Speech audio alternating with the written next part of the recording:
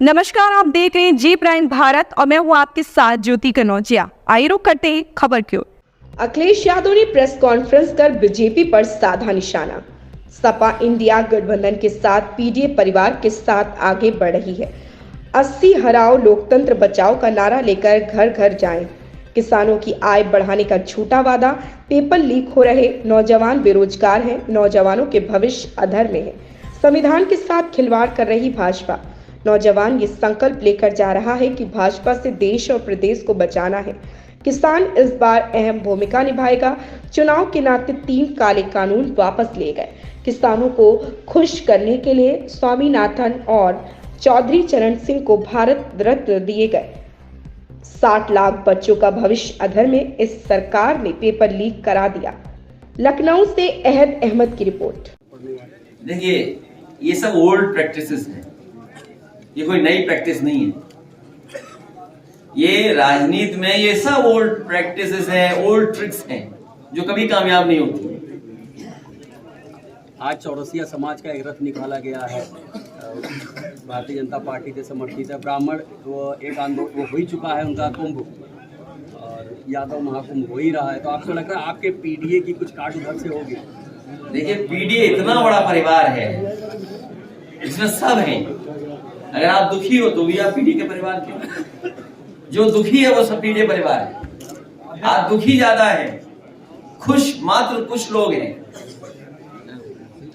इसलिए जो दुखी है वो पीडीए के साथ है, जिसके साथ अन्याय हो रहा है वो पीडीए के साथ है, जो भेदभाव का हटाना चाहता है, सामना करना चाहता है, वो पीडीए परिवार है। आज मुख्यमंत्री राज्यपाल से मिले, चर्चा है, मंत्रिमंडल विस्तार हो रहा है, अधिसूचना से पहले हो जाएगा। राजभवन अगर वो गवर्नर हाउस गए, कोई रास्ते में जानवर तो नहीं मिला, टकरा जाए गाड़ियां, सोचो। अरे आप ही लोग थे, मीडिया के लोग कह रहे थे मुख्यमंत्री जी है ही नहीं उस फ्लीट में। अरे ऐसा मत करो, जिसका दाना उसका गाना। सोचिए कितने लोग घायल हुए। ये कोई समस्या नई नहीं है। हम लोगों ने सदन में और सदन के बाहर और जब कभी आप लोगों से मिले ये बात कही हम लोगों ने। न जाने कितने लोगों की जान जा चुकी है, हर दिन आज भी जान जा रही है।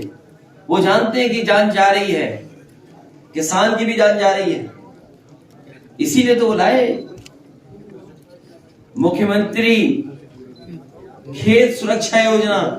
वो मुख्यमंत्री खेत सुरक्षा योजना नहीं है, मुख्यमंत्री सांड सुरक्षा योजना है वो।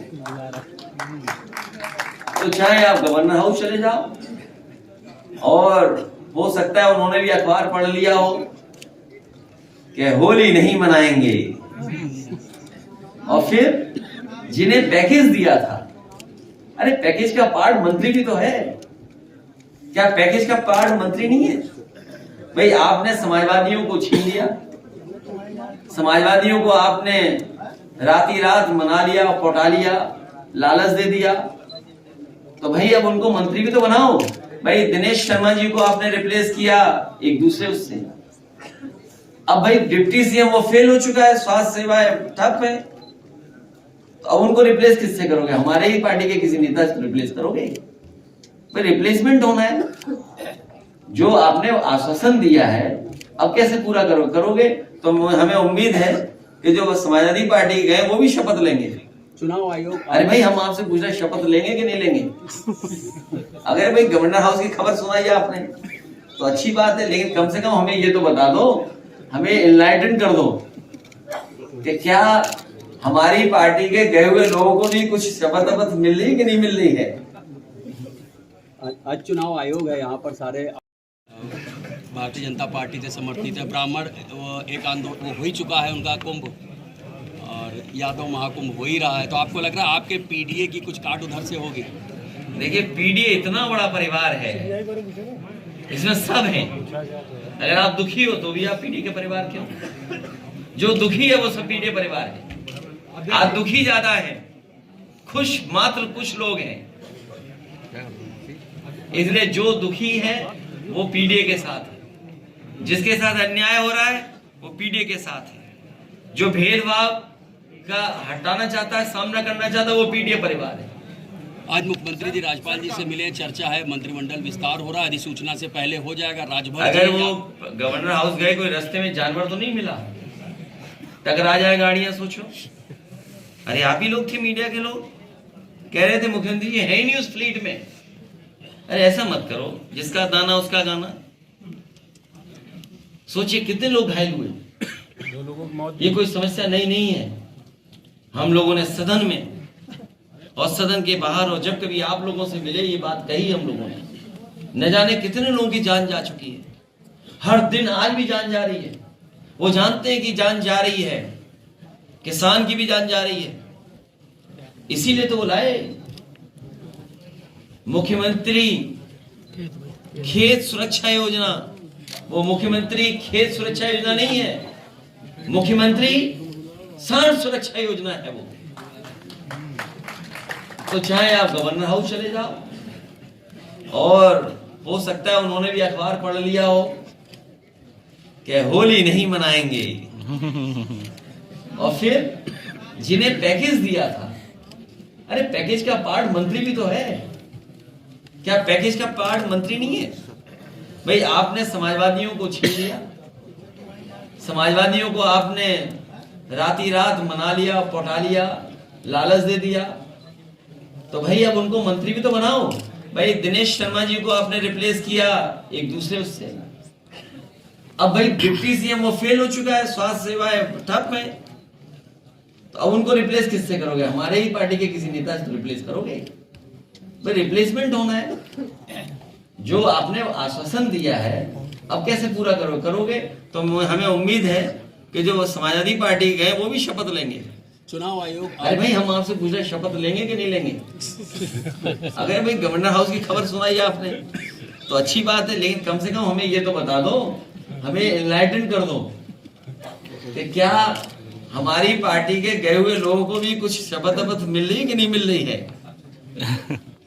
आज चुनाव आयोग है, यहाँ पर सारे अफसर आए हुए उत्तर प्रदेश के, जितने भी कप्तान हैं, जीएम हैं इस वक्त सब। देखिए उससे होना क्या है, हो सकता है रणनीति बना रहे हो कि समाजवादियों का वोट कैसे रोकना है।